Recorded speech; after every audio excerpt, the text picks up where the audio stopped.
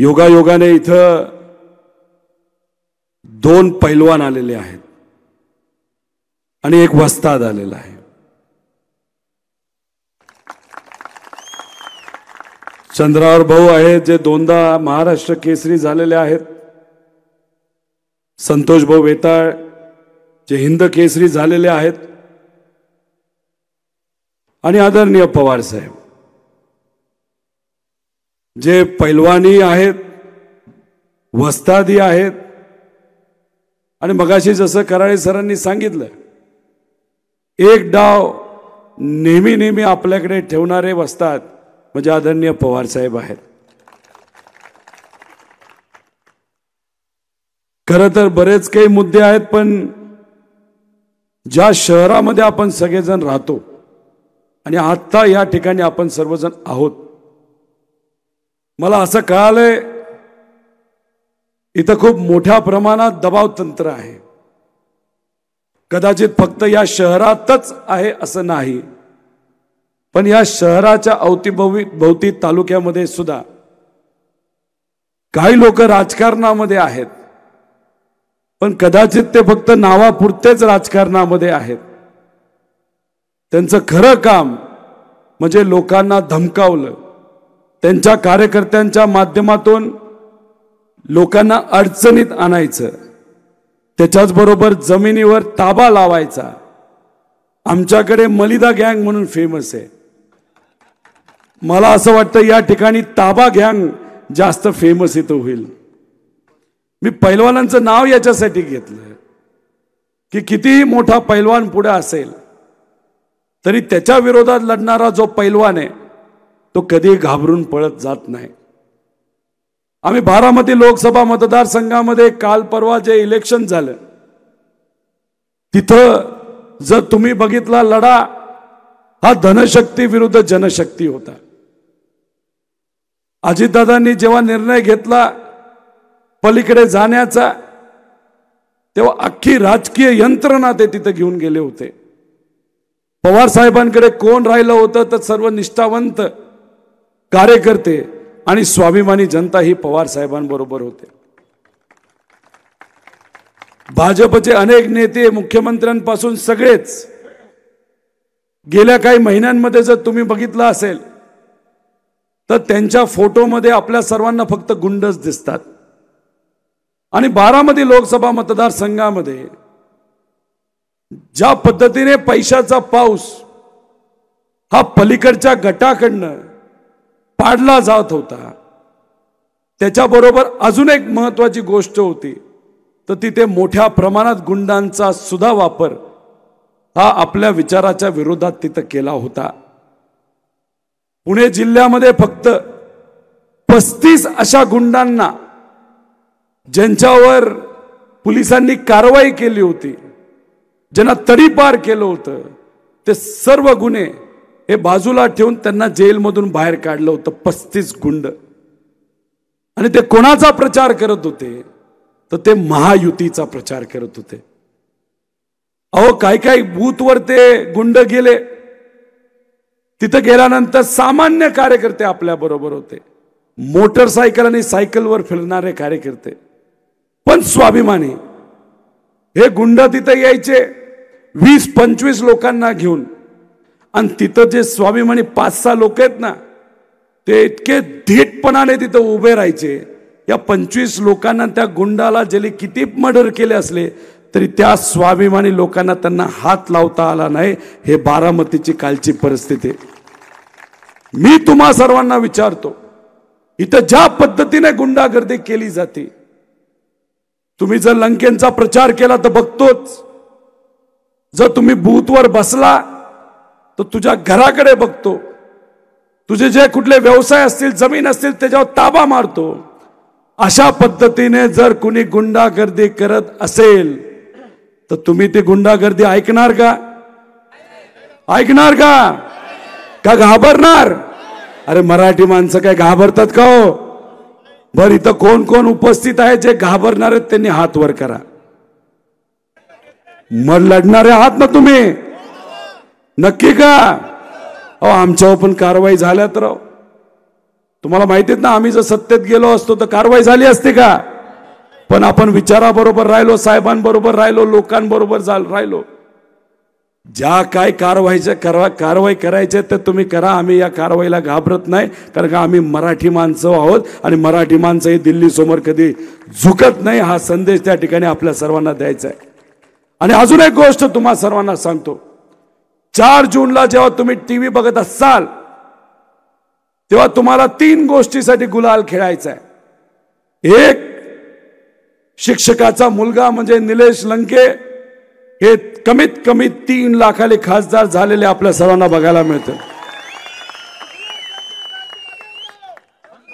या महाराष्ट्रामध्ये तुमच्या आमच्या सगळ्यांच्या विचाराचे, महाविकास आघाडीचे कमीत कमी 35 खासदार या महाराष्ट्रामध्ये निवडून आलेले, यासाठी गुलाल खेळायचा.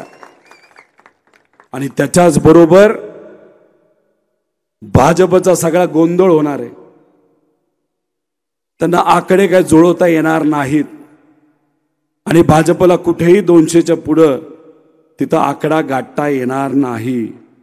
आणि जर ते 200च्या खाली राहिले तर त्यांना आकड्याचा खेळ जर बसवायचा असेल तर खूप प्रयत्न करावे लागतील. पण इंडिया आघाडीकडे म्हणजे आपल्याकडे एक असा वस्ताद आहे, तो कुठल्याही आकड्याचा खेळ हा बसू शकतो आणि भाजपला सत्तेच्या बाहेर ठेवू शकतो. ते म्हणजे आदरणीय पवार साहेब.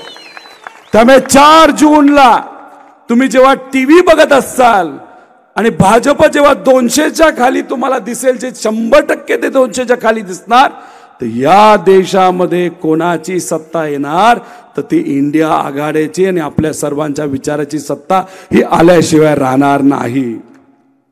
त्यामुळे हे जे कोणी लोक आहेत जे आज उड्या मारतायत त्यांना मला सांगायचे, ठीक आहे, अनेक वर्षांपासून तुम्हाला सवय लागलेली आहे, पण याच्या पुढे तुमची ही दडपशाही या भागावर चालणार नाही आणि आम्ही चालून देणार नाही. त्यामुळे जशी या देशामध्ये सत्ता बदल होणार आहे तसंच या महाराष्ट्रामध्ये सुद्धा जेव्हा विधानसभेचं इलेक्शन येईल तेव्हा सुद्धा महाविकास आघाडी सरकार येणार म्हणजे येणार. त्यामुळे तुम्ही अजिबात घाबरू नका, निश्चिंत राहा. राऊत साहेब इथं आहेत. गुंडांशी कसं लढायचं आणि कशी त्यांची जिरवायची हे कदाचित त्यांच्या शैलीमध्ये कदाचित ते योग्य पद्धतीने आपल्या सर्वांना सांगू शकतात. त्यामुळे तुम्हाला पैशाच्या समोर म्हणजे, नाहीतर कुठली शक्ती आपण म्हणतो आपल्याकडे जनशक्ती, पुढे काय धनशक्ती. आपण सर्वजण धनशक्तीचा सामोरं तिकडे जाणार आहोत, दडपशाहीच्या समोर तिकडे जाणार आहोत. पण ह्या कितीही मोठ्या शक्ती असल्या तरी आपण जर एकत्रित आलो तर आपली जनशक्ती ही 100% त्याच्या समोर टिकू शकते. त्यामुळे तुम्ही घाबरणार आहात का? बारामतीमध्ये कुणी घाबरलं नाही हो. पुण्यात कुणी घाबरलेलं नाही. आपल्या पुण्यश्लोक अहिल्यादेवी नगर मध्ये घाबरणारे लोक आहेत का? अहो तुम्ही इथं फक्त नाही नाही म्हणणार हो, फक्त पुढचे बसलेले नाही म्हणतात, मागचे नुसते ऐकतात, म्हणजे कदाचित ते घाबरणारे लोक आहेत. स्वाभिमानी आहात ना? स्वाभिमानी आहात का नाही? अहो काय घाबरायचं नाही, कुणी तुम्हाला दमदाटी करणार नाही. अहो त्याच लोकांना विधानसभेसाठी तुमच्याकडे परत यायचं का नाही यायचं? पहिली लोकसभा नंतर कुठली? त्यामुळे त्या लोकांना मतदारांकडे यावंच लागेल आणि ही दमदाटी खऱ्या अर्थाने मोडण्याची वेळ जर कधी असेल तर ती याच इलेक्शन मध्ये आहे. त्यामुळे अनेक लोकांच्या मक्तदाऱ्या ह्या आपल्याला मोडून काढायच्या, त्यासाठी फक्त आपल्या सगळ्यांना एकत्रित यायचंय. काल परवाची मोदी साहेबांची सभा झाली, त्याच्यामध्ये आपल्या सर्वांना काय मिळालं का हो? शेतकऱ्याच्या हिताचा एक तरी शब्द त्यांनी काढला का? 24 मिनिटं बोलले, त्या 24 मिनिटांपैकी 16 मिनिटं ते कशावर बोलत होते? हिंदू मुस्लिमवर बोलत होते. जेव्हा या लोकसभेची पहिली सभा जेव्हा मोदी साहेबांची झाली होती या देशामध्ये, तेव्हा फक्त ते विकास आणि विकासावर बोलत होते. पण फर्स्ट फेजचं इलेक्शन जेव्हा झालं तेव्हा त्यांना कळलं काहीतरी गडबड व्हायला लागली. जे हवेतलं मतदान आहे, जे उडत उडत जायचं आणि मोदी साहेबांना मतदान करायचं, तेच लोक आता मतदान करायला नाही म्हणतात, अशी परिस्थिती आहे. त्यामुळे दुसऱ्या फेज मध्ये त्यांनी भाषण काय सुरू केली? हिंदू आणि मुस्लिम. थर्ड फेज मध्ये ते कशावर आले? तर भटकती आत्मा. म्हणजे भटकती आत्मा ह्याचं काय घेणं देणं आहे का? पवार साहेबांना तुम्ही भटकती आत्मा बोलता.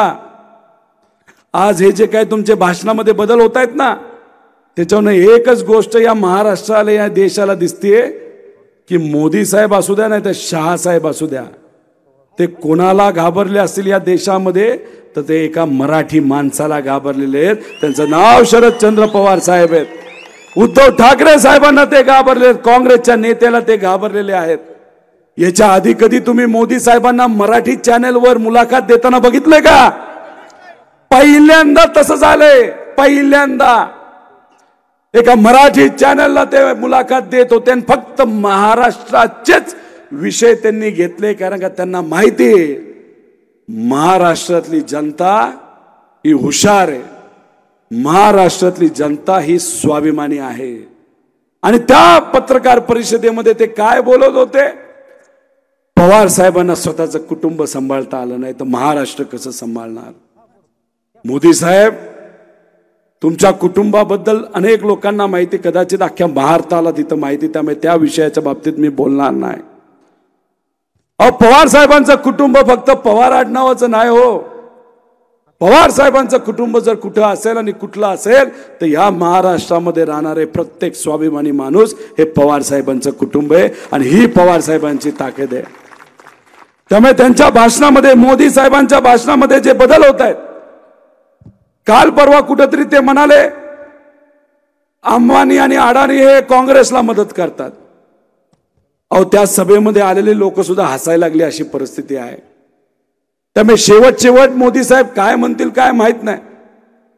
ते म्हणतील बेरोजगारी हटवायची असेल तर थाळी वाजवा, शेतकऱ्याचं हित जर बघायचं असेल तर थाळी वाजवा, महिलांना सुरक्षित ठेवायचं असेल तर थाळी वाजवा, अशी यांची परिस्थिती झाली. म्हणजे सुरुवात विकासापासून आणि अंत कुठं होणार? थाळी वाजवण्यापर्यंत. आणि 4 जून नंतर काय होणार? तर ते सत्तेच्या बाहेर जाणार. ही आजची परिस्थिती आहे. इथले खासदार काय म्हणाले होते? अनेक म्हणजे इतरांना आम्ही रिटायर करणार. मला इथं असणाऱ्या खासदारांना सांगायचंय, या सगळ्या सभा जर बघितल्या तर तुम्ही ऑलरेडी माजी खासदार झालेला आहात. आणि 4 जून नंतर तुम्ही तर रिटायर होणारच होणार, पण मोदी साहेब सुद्धा रिटायर होणार. त्यामुळे तुम्ही त्या बाबतीतली काळजी करू नका. कारण का हितली या महाराष्ट्रातली आणि या देशातलं हे जे इलेक्शन आहे ते सामान्य लोकांनी तिथं हातामध्ये घेतलेलं आहे. त्यामुळे तुम्हा सर्वांना मी विनंती करतो की तुम्हा आपल्या सगळ्यांना तिथं लढायचे आणि त्यासाठी एकत्रित 100% तिथे यायचे. अहो, हे मोदी साहेब काय करतात? तर येतात, बोलून मोकळं व्हायचं अशा पद्धतीचं भाषण करतात. या महाराष्ट्रामध्ये सुद्धा मुख्यमंत्री उपमुख्यमंत्र्यांनी एका प्रेस कॉन्फरन्स मध्ये काय केलं होतं? मराठा आरक्षणाचा मुद्दा महत्वाचा असताना मुख्यमंत्री साहेब म्हणले आपण यायचं आणि बोलून मोकळं व्हायचं. म्हणजे आरक्षणाच्या बाबतीत ते कुठं सिरियस नाहीत. अहो, जेव्हा काँग्रेस आणि राष्ट्रवादीचं सरकार होतं तेव्हा 16% मराठा आरक्षण दिलं होतं, 50%च्या वर. पण देवेंद्र फडणवीस साहेबांचा एक कार्यकर्ता, काय त्या कार्यकर्त्याचं नाव? सदावर्ते, हे मराठा आरक्षणाच्या विरोधात कोर्टात गेले आणि ते हाणून पाडलं आरक्षण. आता 10% आरक्षण दिलं, त्याच्या विरोधात कोण गेले कोर्टात? परत हेच सदावर्ते. हे कोणाचे कार्यकर्ते? फडणवीस साहेबांचे. फडणवीस साहेबांनी जर सांगितलं असतं हे बाबा गरीबास, बसला असता, पण नाही बोलले ते, त्यांना आरक्षणच तिथं द्यायचं नाही. अहो, तुम्ही जर बघितलं तर ओबीसी समाजाचं जे राजकीय आरक्षण आज जे अडचणीत आलेलं आहे ते कोणामुळे आलेलं आहे? मगाशी नाव घेतलं तुम्ही, कोणाचा कार्यकर्ता? फडणवीस साहेबांचा कार्यकर्ता. हे मी म्हणत नाही, भुजबळ साहेब म्हणतात ओबीसी समाज राजकीय आरक्षण हे भाजपमुळे तिथं अडचणीत आले, हे भुजबळ साहेब तिथं म्हणतात. म्हणूनच आज जिल्हा परिषद आणि पंचायत समितीचे इलेक्शन तिथं होत नाही. तर मग हे लोक काय करतात, तर फक्त यायचं आणि बोलून मोकळं व्हायचं. धनगर आरक्षणाच्या बाबतीत बारामतीमध्ये जेव्हा आंदोलन झालं होतं तेव्हा हे देवेंद्र फडणवीस साहेब तिथं आले होते आणि त्यांनी काय केलं होतं, धनगर समाजाला शब्द दिला होता की पहिल्या कॅबिनेटमध्ये आम्ही धनगर आरक्षण देऊ. दिलं का? काय नाही, बोलून मोकळं व्हायचं. अहो दुधाला भाव पाहिजे होते, नाही, बोलून मोकळं व्हायचं. अहो तिथं कांद्याला भाव पाहिजे होते, नाही दिले, बोलून मोकळं व्हायचं. त्यामुळे ह्यांना काय पडले, तर ह्यांना फक्त राजकारण पडले, ह्यांना लोकांचं हित नाही पडलं. त्यामुळे मी आपल्या सर्वांना विनंती करतो की काही झालं तर या इलेक्शन मध्ये आपल्या निलेश भाऊंना कमीत कमी 3 लाखांनी तिथं निवडून द्यायचं आहे, म्हणजे आहे.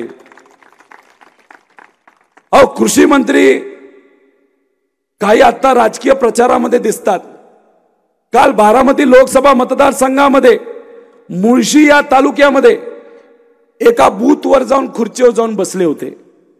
पूर्वी केवढ्या मोठ्या मोठ्या सभा ते गाजवायचे होते, आता बूथवर जाऊन बसावं लागतं. पण जेव्हा आमचा शेतकरी अडचणीत होता, 4 महिने तुम्हाला कृषी मंत्री कुठे दिसले का हो? कुठेतरी तुमच्या सर्वांच्या हिताचा एखादा तरी मुद्दा त्यांनी मांडला का? नाही. त्यांना वेगळं खातं पाहिजे होतं. अरे तुम्हाला वेगळं खातं पाहिजे होतं, पण मग आमचा शेतकरी जेव्हा अडचणीत होता तेव्हा अडचणी समजण्यासाठी कोण मंत्री तिथं होता? कुणीच नाही. विम्याचा पैसा मिळाला का सगळ्यांना? पैसे मिळाले का विम्याचे? मागच्यांना मी विचारतो, अहो कधी देणार तुम्ही? 4 महिन्यापूर्वी हा पैसा यायला पाहिजे होता, तो आतापर्यंत त्या ठिकाणी आलेला नाही. कांद्याचे भाव 10 रुपयाला आलेत, 40 रुपयाला होते. पवार साहेबांच्या काळामध्ये कांद्याच्या बाबतीत जेव्हा पवार साहेब भाव कमी यायचा, पवार साहेब कांदा बाहेर घेऊन जायचे. जेव्हा भाजपचे लोक त्या ठिकाणी आंदोलन करायचे तेव्हा साहेब म्हणायचे, बाबांनो शांत बसा, तुम्ही काही केलं तरी आमच्या शेतकऱ्याला 4 पैसे मिळण्यासाठी मी कोणाचंही ऐकणार नाही. सत्ता गेली तरी चालेल, पण आमच्या शेतकऱ्याच्या हातामध्ये 4 पैसे हे मिळालेच पाहिजे, अशी भूमिका पवार साहेबांनी घेतली.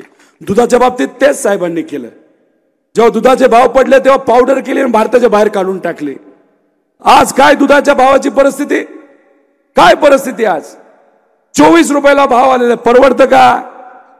अहो दुष्काळाची परिस्थिती, आज ओला चाला मिळत नाही, जे काही खाद्य मिळतं ते सुद्धा महाग झालेलं. अशा परिस्थितीमध्ये आज शेतकरी ज्या गोष्टीवर अवलंबून आहे स्वतःचं कुटुंब चालवायला, त्या दुधालाच भाव नाही. कोण मंत्री आहे? कोण मंत्री आहे दुधाच्या बाबतीत? कोण मंत्री आहे? काय केलं त्यांनी? केलं का काय वेगळं? 5 रुपये दिले, मिळाले का 5 रुपये? अहो कुटुंब फोडायला, पार्टी फोडायला एकच अट तुम्ही टाकता. काय अट? जेलपेक्षा भाजप बरा. आणि आमच्या शेतकऱ्याला मदत करण्यासाठी अटीच अटी, असं सांगा ना शेतकऱ्याला आम्हाला मदतच करायची नाही. ही आजची त्या ठिकाणी परिस्थिती आहे. आणि याच्यासाठी तुम्हाला सांगतो, हे जे लोक येतील तुमच्या समोर भाषण ठोकतील, ते फक्त बोलून मोकळ होतात, बाकी काही करत नाही, काही आपलं त्या ठिकाणी पडलेलं नाही. अहो खासदारांनी मराठा आरक्षणाचा मुद्दा सुद्धा केंद्रात मांडला नाही, धनगर आरक्षणाचा मांडला नाही, दुधाच्या बाबतीत एक शब्द तिथं काढला नाही. कांद्याच्या बाबतीत तर मला कळालं, ते गेले होते दिल्लीला, बंद दारा आड चर्चा झाली शहा साहेबांबरोबर. शहा साहेब हे कशाचे मंत्री? तो गृहमंत्री आणि अजून कुठले तरी मंत्रीपद आहे. हे काय कृषी मंत्री आहेत? कृषी मंत्री आहेत का? मग एका खोलीमध्ये तुम्ही शहा साहेबांबरोबर चर्चा केली, बाहेर आला आणि मीडियाला म्हणता कांदा एक्सपोर्ट झाला पाहिजे, त्यासाठी मी बैठक करण्यासाठी गेलो होतो. अहो अख्ख्या दुनियेला माहिती की तिकीट मागण्यासाठी तुम्ही तिथे गेला होता. आणि एकदा नाही 10 वेळा त्या ठिकाणी त्यांना जावं लागलं, मग त्यांना तिकीट मिळालं. अशी त्यांची परिस्थिती आहे. आणि मग तुम्ही इथे येऊन म्हणता की माझ्यामुळे कांदा एक्सपोर्ट तिथं चालू झाला, सत्कार तुम्ही घेतला. आणि नंतर काय झालं? संध्याकाळी कळालं एक्सपोर्ट बंद त्या ठिकाणी झालेला आहे, कुठं उघडला झालेला नाही. पण तुम्हाला माहित सुद्धा नाही की काय निर्णय सरकारकडनं तिथं घेतला गेला. तर अशा पद्धतीने जो व्यक्ती आपला विचार तिथं करत नाही, तुमच्या सगळ्यांचे विषय तिकडे मांडत नाही, तर या व्यक्तीला आपण निवडून देणार आहात का? देणार आहात का? मग म्हणून आज दुष्काळाची परिस्थिती तुमच्या तालुक्यात टँकर चालू आहेत का नाही मला माहित नाही. माझ्या मतदारसंघामध्ये 250 टँकरची जरूरत आहे, 250 खेपाची, आणि सरकारकडनं किती चालू आहेत? 40 खेपा.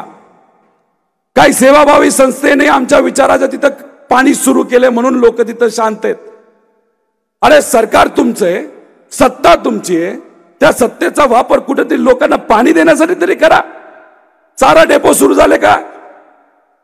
चारा डेपो सुरू नाही झाले. दुधाला भाव तुम्ही देऊ शकत नाही, कांद्याला भाव देऊ शकत नाही. अहो तुमचं घर चालत असेल हो, शेतकऱ्याचं घर कसं चालणार आहे, लोकांचं घर कसं चालणार आहे याचा तरी विचार तुम्ही करा. या भाजपला कुठेही आपल्या सर्वांचं काही पडलेलं नाही. आम्ही जेव्हा युवकांचा प्रश्न तिथं मांडत होतो, मी तलाठी भरतीवर बोललो, मी बेरोजगारीवर बोललो, मी तलाठीमध्ये तिथं भ्रष्टाचार जो झाला होता त्या भ्रष्टाचार बद्दल बोलत असताना माझ्यावर विखे पाटील साहेब काय बोलले? याच्यावर कारवाई करतो. अहो विखे पाटील साहेब, तुम्ही माझ्यावर कुठल्या कारवाई करणार?